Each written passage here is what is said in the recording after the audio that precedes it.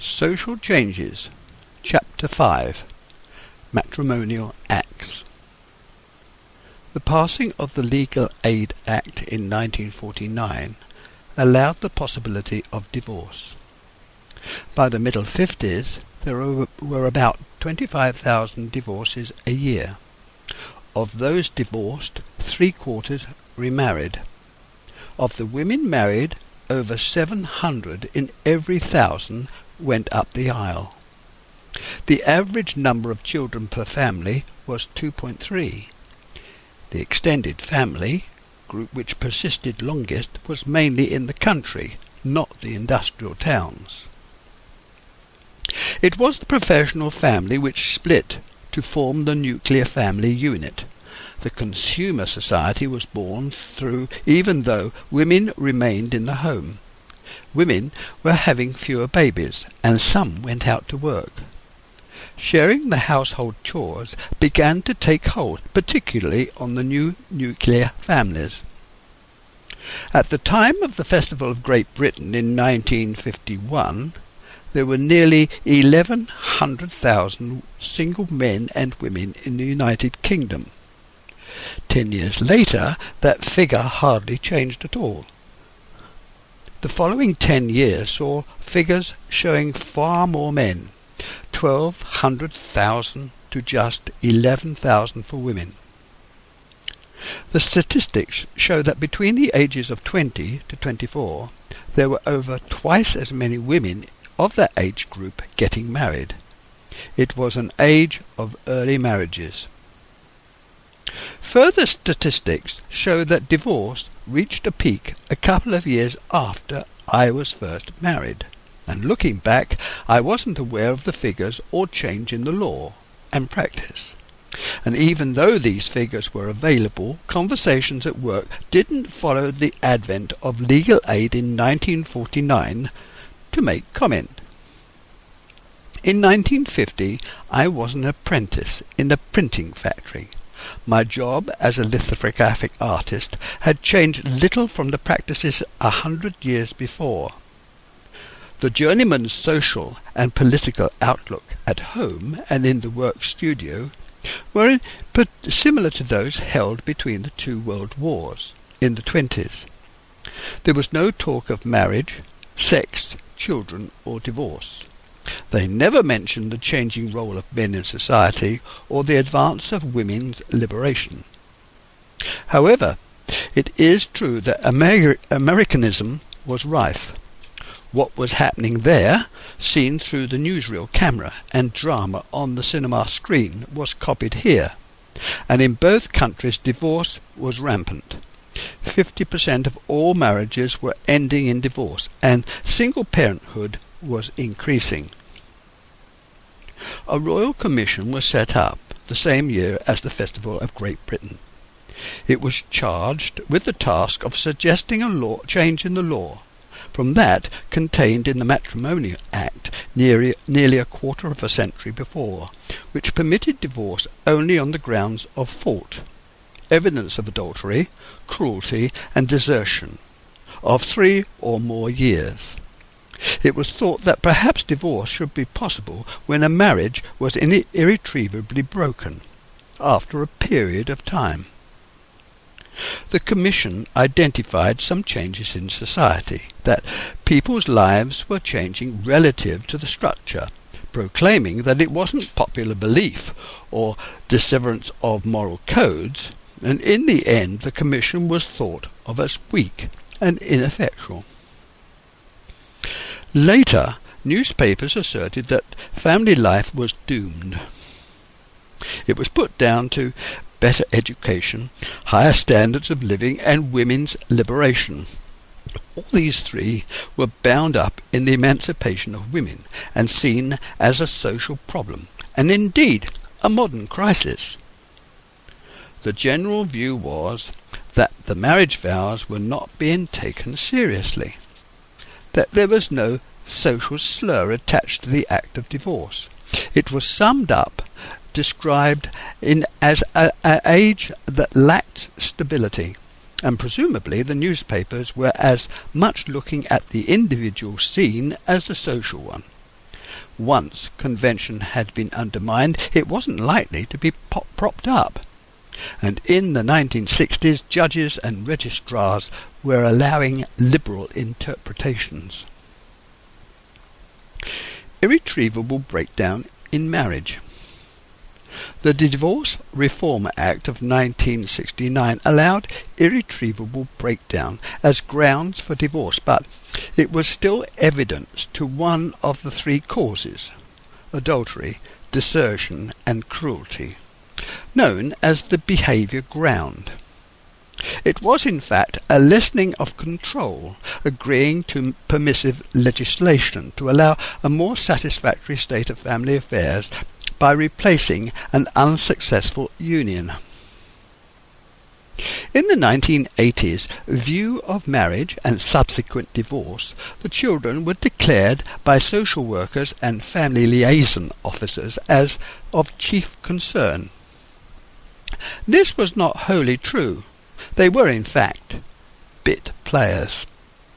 The legal administrators saw the parents' happiness as of paramount importance, and this was mainly to do with the parents' financial well-being. Child custody. The mother almost always claimed and received the children's custody. This happened whether they were fitting or not. The women received society's blessings because she, after all, had carried the child and nurtured it, and was thought better able and more suited by nature to look after her own children. Men were advised not to bother to seek custody because they were thought highly unlikely to receive it, even though they might well be more able. In most cases of divorce, the guilty or injured male had to leave the family home to bring about some sort of stability and goodwill. It was rare for the wife to agree to sell the family home to share the proceeds so that both could start again, and in many cases after the sale there might be very little left, the value depending on how long the marriage had lasted, for time to have built up a collateral. This had long-term detrimental effects on the husband's financial state.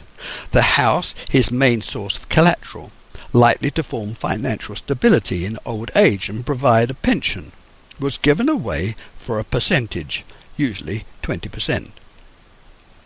This never compensated for all the intervening years of struggle, and nor did it take into account the furniture, furnishings, white goods and fittings. It was highly unlikely that his financial stabilities would ever be recouped, even over time. Family discussions. Young children of separating couples were asked if they understood what was happening. Any child over 16 was considered an adult, could leave the family home if they so desired. The eldest child, under 16, was the main arbiter. Asked, "Who do you wish to stay with, your father or mother?" In the event the child refused to answer, for whatever reason, the mother was given preference, and unless there was positive, unambiguous preference towards the father by the majority of the younger children, the mother kept custody. At no time was the family drawn into a discussion to arrive at a sensible and fair conclusion, given by the family all a chance to make their opinions known. For the nation to support first wives who had no work became very costly. Women with children not only didn't remarry, but if they did, divorce soon came about thereafter. Social workers. When deciding on custody, social workers were generally biased in favour of the mother. Mothers used unpleasant rows, unreasonable behaviour, or an impending assault as reasons why they should be given protection, custody, and a safe home. Any form of mediation was looked on with hostility because the sample of opinion was too small. The social workers didn't consult wide enough to form a true opinion. and this was as much a fault of lack of resources as experience. Family, neighbours, friends, relations, and work colleagues needed to be consulted to form a complete picture, but above all, the social worker had to have an open mind and to be receptive and flexible, of opinion as well as decision, and this was lacking. Searching for and issuing fault frowned on, considered an anathema. A clean break.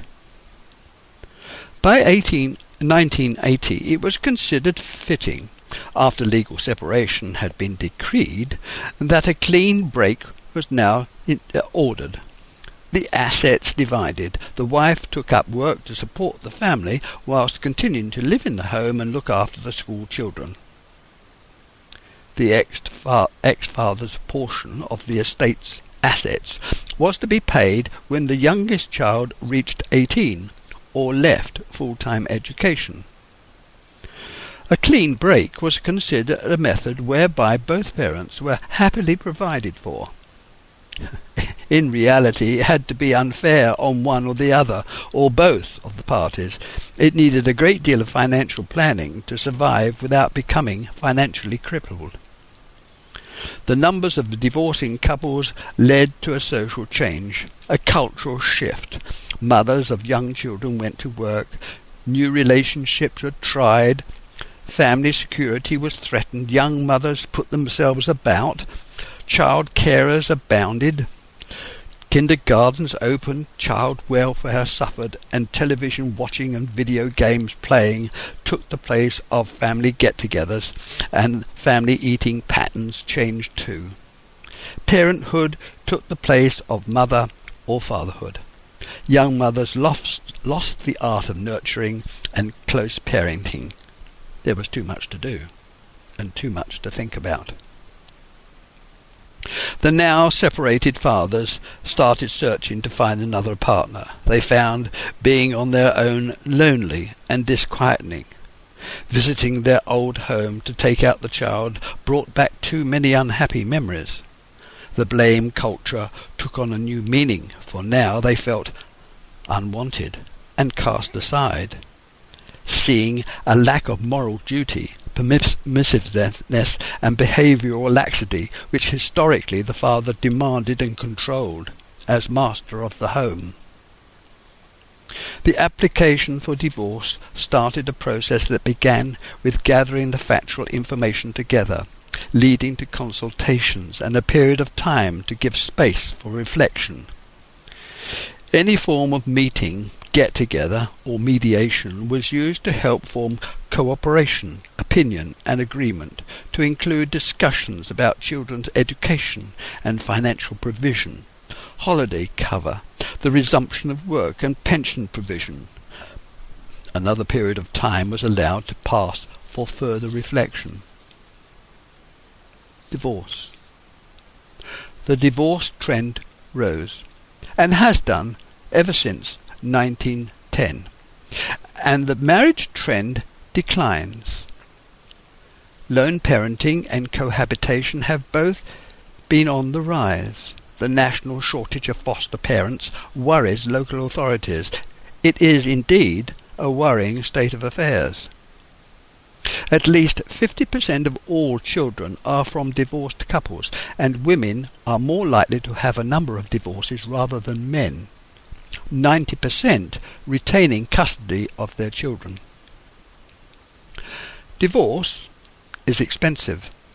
Immediately there is less money available. This supports the fear that it is this group, these lone parents, suffer most from poverty. The reality is that a high percentage of divorced women receive no child support. It's been recognized that women adjust quicker to the experience of divorce and register less long-term stress symptoms, are less shy about asking and receiving support, and they move on to new relationships in a shorter space of time than men, and that working women, whether married or lone parenting, who place their child in kindergartens during the close period experience the greater feeling of guilt than men, and this does not go away. Men react badly to the upset of divorce. They feel lost without the intimacy of women that is close, suffer immediately, losing income, independence, power, confidence and pride, trying to recount their lost wives, giving in to past disagreements, and if they fail they quickly become sexually involved again, trying to regain something that has been lost. Those who give support, accepting the situation whilst taking over some of the wife's responsibilities, devote themselves, losing a degree of self-esteem and sexual confidence.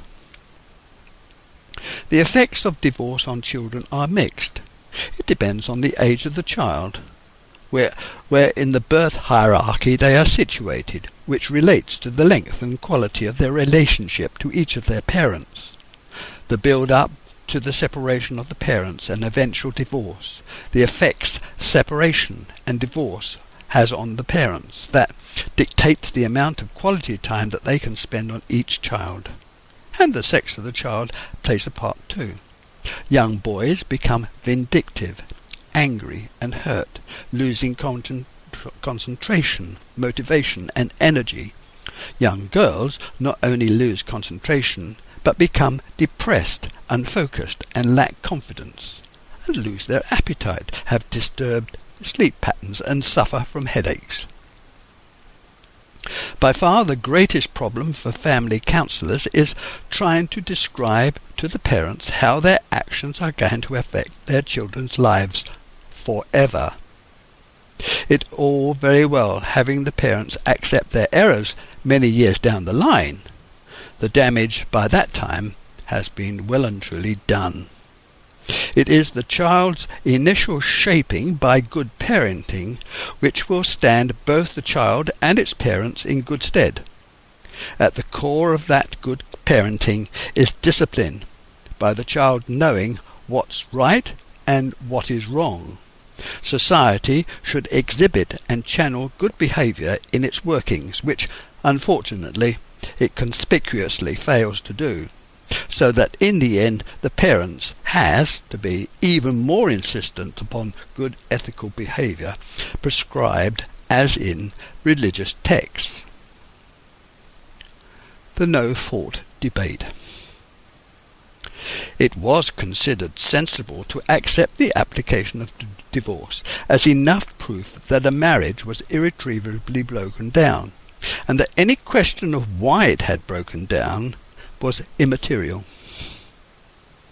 If the application and acceptance of the divorce produced satisfaction and happiness for all parties, including any children, then that seemed to be a reasonable assumption. Unfortunately, that is a million miles from the truth. There must be very few divorces that occur when all the parties are happy, especially where the children are concerned. Fixing the blame might require a lot of detective work, but if blame can be laid at the door of one or other, or indeed both, it makes a simple conclusion so much easier to arrive at. Responsibility and culpability does focus the mind. The object is to make people stop and think that if they continue, they will be the loser, which is only fair and just. It's not a case of preventing bad marriages or making a farce less of a joke, or being reasonable and true. It is to allow both parties to move on. Glossing over irresponsibilities, lack of commitment and blameworthiness is unreasonable and does lead to non-closure and injustice. It's also true that it is sometimes impossible to point the finger at one or another, both being at fault, each accepting they had both made mistakes. Allotting blame directs society towards acceptable behaviour. Discovering the truth gives credence to a higher code.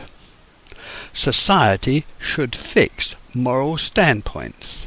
Irresponsible behaviour should be exposed for both set standards. Married couples should stand solidly behind vows made, for lifetime commitments support responsible and resolute behaviour. Fathers can then get on and provide security, searching out the job market to give longer-lasting work opportunities. Mothers can provide proper nurturing of young children, be at home, when the child returns from school, that is. The children will benefit from a more stable home life, safe in the knowledge that their parents are behind their every thought, word and deed, so the family can go forward and plan years ahead. A set of marriage statements, mutually listed and agreed upon, can save many disagreements later on. The subjects can be complicated and far-reaching, the object being to cover as many hopes and fears each partner holds. There's absolutely no reason why a statement cannot be updated as and when further subjects are pinpointed. If society upholds a set of rules by giving rewards, a tax allowance, then it should legislate to punish deviant behaviour by the guilty party. If these rules are clear, couples will be far more questioning and want to know how strongly each is prepared to be committed to their vows. In the event of a marriage breakdown, the statement can be produced to give the court guidance. Divorce harms everyone, especially the non-guilty party and the children. It does so in every way possible, both before and after the event. To think otherwise is not facing the truth. Now that we are committed to giving a reason why the marriage has failed and naming who is not abiding by their vows and promises, we can seek a way forward. The family needs to be housed, the equal division of assets legally drawn up and enforced, to give each partner a dwelling with their own front door. Either party then can decide on whether to sell separately at some future date. And here are 4 methods. The house can be split to form a maisonette and build a new permanent set of external steps by breaking through the external wall at an upper level, create a new entrance to form an upstairs flat. A new top floor kitchen design creating a self-contained dwelling space. By retaining the existing front door, you can create a lobby by studding, cutting out 2 entrances, one to the existing stairs and other to the existing ground floor rooms. Build a new ground floor bathroom extension. Retaining the existing front door to service a new ground floor flat. Open up a second front door in the outer wall to access the existing stairs. Create a new studded partition to isolate the stairs and build on a new ground floor bathroom and extension. Or build a new front porch to act as an entrance lobby to access a ground floor and upper floor flat. Cut out a new front door next to the existing, partition off the inside to form 2 entrances. Build a new kitchen to the top floor flat and a new bathroom extension to the lower. This arrangement, or these arrangements, allow the children to be accommodated by either parent when convenient, and this form of parental stewardship allows sharing parenting across households, giving the children a chance to thrive whilst giving both partners the chance to live a private life of their own. There would need a lifting of various planning restrictions and planning approvals given to allow such divisions, giving each flat its own main services, and any such division agreed by legally splitting the deeds, the lifting of restrictive covenants, and the preparation of new titles. The impact of divorce. The splitting up of parents and the home causes an immediate drop in income. Keeping both homes place a great burden on both parents. This naturally affects the less important financial considerations like extracurricular activities, meals out, frequent hairdressing, holidays, pocket money and hobbies. And if the mother is not working, very quickly this becomes essential to maintain the standard of living. The children's involvement with its departed parents strain the relationship with both. However well-intentioned, at some point there is a comparison of lifestyles and income. The children try to be non-confrontational and fit into the new agreement, but unexpected happenings, colds, injuries, school activities and diary obligations tend to get in the way. If one or either of the parents take on stepchildren, there is always a degree of comparison. The parent gives extra consideration and threats and treats to strike up a friendly atmosphere. Giving everyone the space to become adjusted to the new arrangements is essential. This doesn't mean each child has their own room, although that is to be preferred, but it does mean more consideration has to be made. Children are pretty alive at playing one parent off against the other to produce more pocket money, greater treats. Emotional blackmail is even more undermining and upsetting, especially as the child gets older. Gradually, the relationship falls apart and each party tucks their resentments further back in their consciousness until such times when it raises its head again in times of stress. There is absolutely no doubt that parents are only too well aware that what they are doing is wrong, that they are acting out their own weaknesses and faults.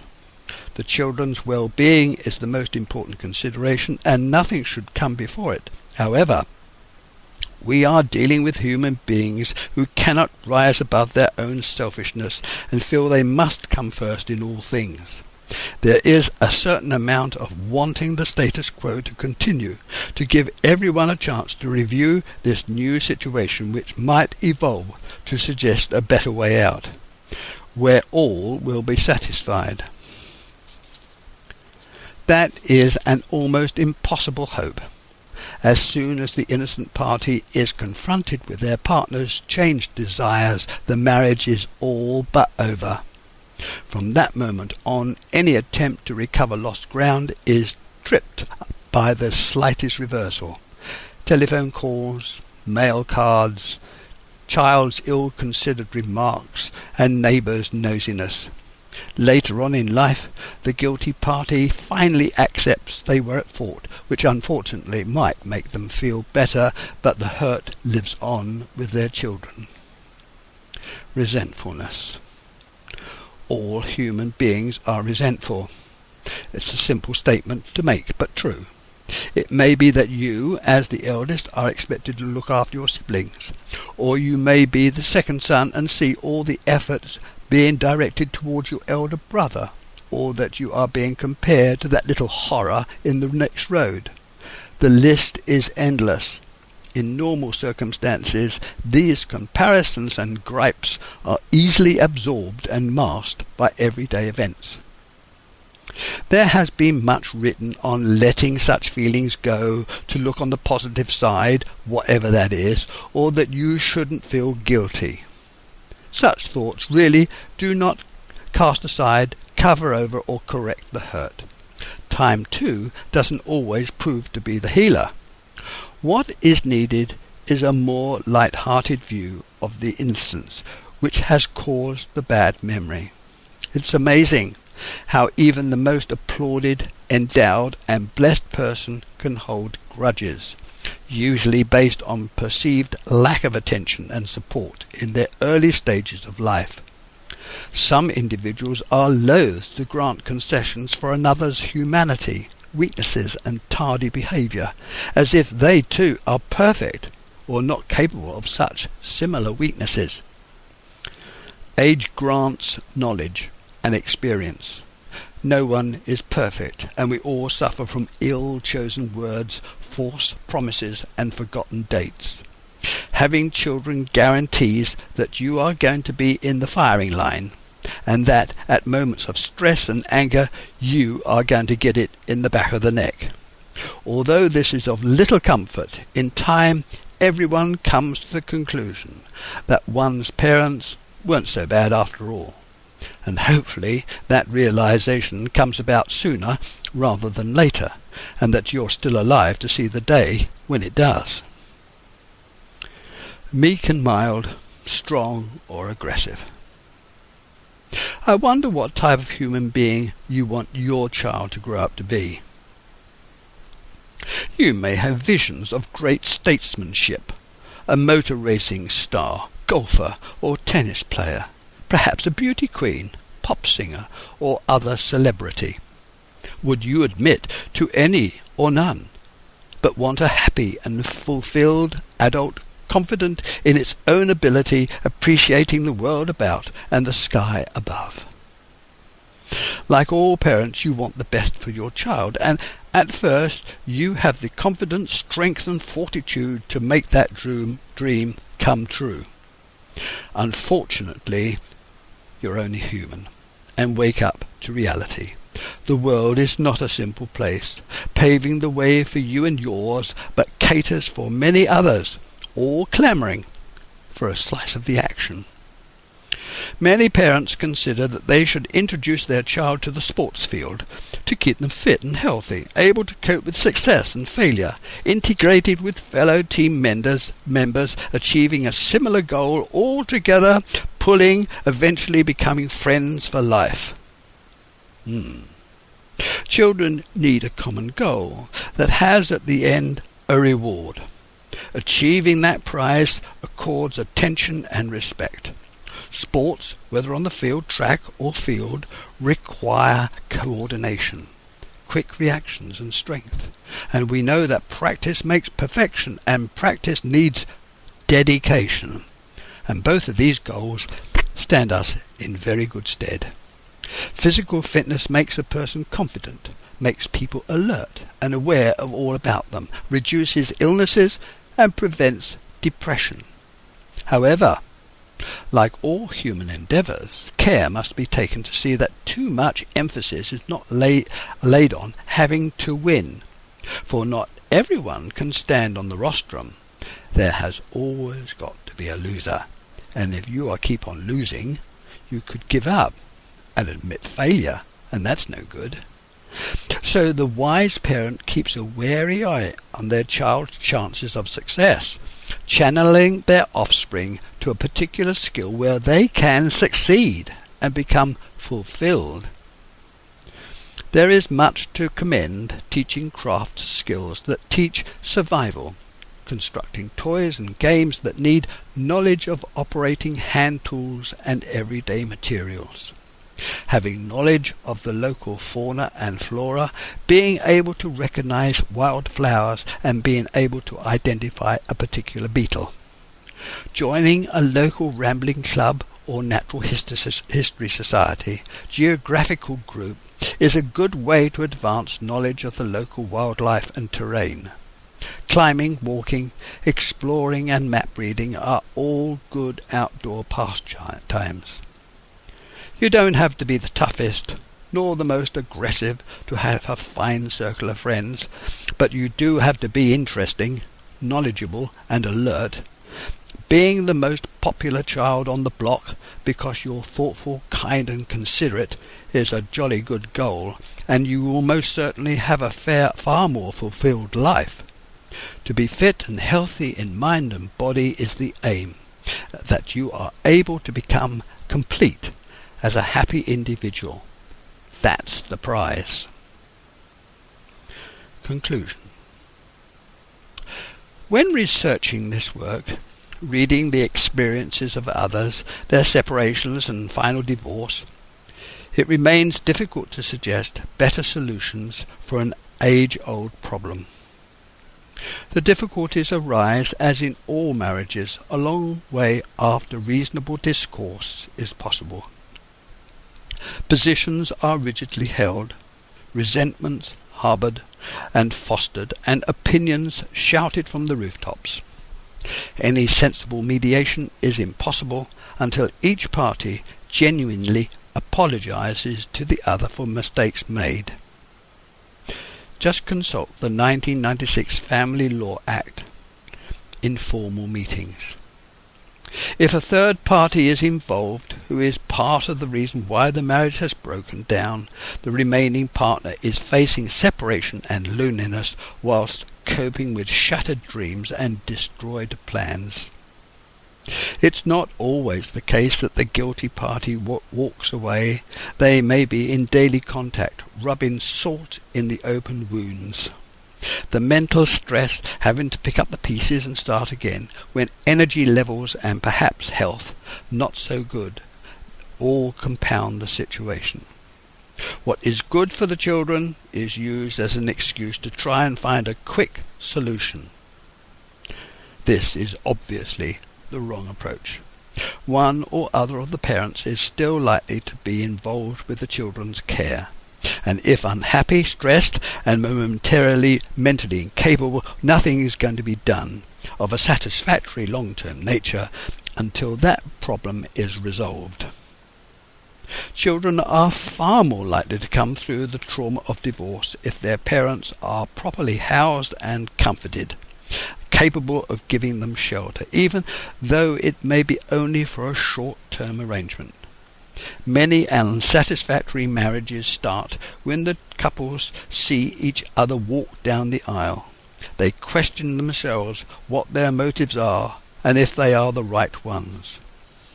Some divorce courts are right to seek who was at fault, especially when there are children involved, and the more children involved, the larger the fault. The same applies if the marriage has lasted a long time. In both these cases, a lot of history is involved, which makes such decisions difficult to resolve. Future trends. It seems that the majority of families have problems bringing up their children. It is their children's teenage years worst. Though they are traumatic, the 6 years are fortunately soon over, and these problematic events are profoundly disturbing and tend to escalate, forming a pattern over many years until eventually the child becomes an adult. Then the pressures of daily living and forming relationships overshadow adolescent difficulties. For others, within this group, the problems are of self-destructive nature and carry on into and beyond adulthood. And both these two groups, once the problem faced and surmounted, can resurface in times of stress, when they can lash out at friends and family. And then, once again, the pressures of daily living pushes the problem to the rear. Families come in all shapes and sizes, and their life is a dynamic process, all contained in a structure that can be in turmoil or ordered calm. But whatever, they are intimate and individual, and even though they are so personal, they are based on life lived by thousands throughout the ages. They are not alone and isolated parents, but suffering as many others have done before and will again. What can be said is that most problems start when children are young, in early childhood, when the family is going through a period of stress. The unhappiness may be caused by the parents' problems and pressures at work or other trauma within the extended family. This doesn't mean that automatically the parents have to withdraw their support. They may be distracted, have less time, patience and concern for daily acts of affection. The most penetrating of all troubles for the family is separation. Absence of a parent, divorce, remarriage, change of school, serious illness, and finally death. Children and young adults are hugely affected by change of routine, and instability. The greater the estrangement, the greater the effect, especially in early teenage years. Mothers not being near to their child during the close period, but that's the birth to 3, may result in their child becoming demanding in later life. And even if fathers take on that role, the trend for assertiveness has still been noted. Fathers not close to the family during early teenage years stimulate in their child, particularly boys, a protective stance towards their mothers. Girls, remember, not having the security afforded by close father relationships, exhibit distrustfulness towards authority. The object of good parenthood is to provide perfect training for life, and that requires a full-time commitment, security and love. And when this has been accomplished, the child is free from deep-seated fears and displays confidence and assuredness, which allows them to feel happy, inquisitive and relaxed in the modern world around them. Unfortunately, when a marriage breaks down, the cause didn't just happen the day before. In most cases, marriages stagger on for months, years, and even tens of years. The delay in coming to terms with the disaster cancels out any hope for there might be for reconciliation. As soon as the innocent party hears they're no longer loved, and perhaps the identity of someone else, the die is cast for a divorce. There is much written about how both parents should consider the feelings of the children. I am afraid that when the first realization strikes home, every party considers how they are affected, if they can survive, and will their life ever return to normal. And depending on when the guilty party's first transgression began and how soon it was discovered, lies how dedicated the innocent party plans their divorce. Although all religions, political parties and the country's premier institutions declare marriage as the bulwark of social life, the divorce rate suggests the public's moral fibre is weak. What do they believe marriage brings to the society other than discordance? Government policy is directed to support marriage, the procreation of children, yet its lawyers assist marriages to end. My belief is that if society feels marriage is an important institution, it should make the marriage state harder to enter, and one way of doing that is to ensure couples fully understand, support and abide by their jointly held beliefs. A declared, amended at regular intervals, written agreement of intent based on their own desires, agreed together. Each party who breaks the agreement is at fault, jeopardizes custody and property rights. The government should support this by statute and tax concessions. The object is to assist couples to understand each other's needs. The guilty party's needs are the last thing the innocent party is concerned about. When one or other of the parents elects to leave the family home by dint of self-preservation, instances where the person creating the problem stays, causing unrest, unhappiness and disruption. An effort should be made to separate the two adults, allowing the children to fluctuate between the two, retaining frequent contact. Courts should enforce a division of the estate to bring this about.